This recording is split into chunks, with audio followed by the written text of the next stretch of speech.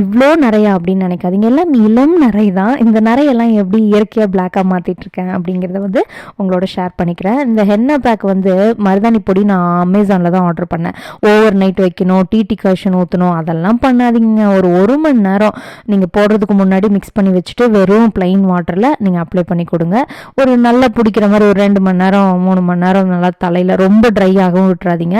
ஓரளவுக்கு இப்போ நான் காமிக்கிற பார்த்தீங்களா, இந்த அளவுக்கு ட்ரை ஆனதுக்கப்புறம் நல்லா தண்ணியில் முடியை வந்து ரொம்ப ரஃப்பாக தேய்க்காமல் மைல்டாக ஸ்மூத்தாக தேய்ச்சி கொடுத்து வாஷ் பண்ணிக்கோங்க. ஏன்னா ரஃப்பாக தேய்ச்சிங்கன்னா அந்த பேக் போட்டு ஸ்ட்ராங்காக முடியில் பிடிச்சிருந்தா முடி உடஞ்சிரும்.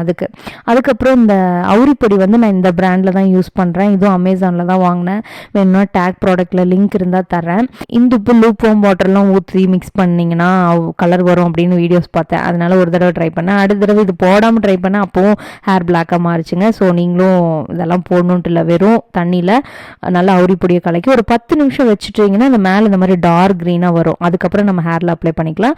அவுரி போட்ட அன்னைக்கு ஷாம்பு போட்டு வாஷ் பண்ணாமல் அடுத்த நாள் நீங்கள் வந்து ஹேரை வந்து ஷாம்பு போட்டு வாஷ் பண்ணிக்கோங்க. அன்னைக்கு வெறும் தண்ணியில் வாஷ் பண்ணிக்கோங்க. இந்த வீடியோ யூஸ்ஃபுல்லாக இருந்ததுன்னா வீடியோக்கு லைக் பண்ணிவிட்டு மறக்காமல் நம்ம சேனலை சப்ஸ்கிரைப் பண்ணி சப்போர்ட் பண்ணுங்கள். தேங்க்யூ.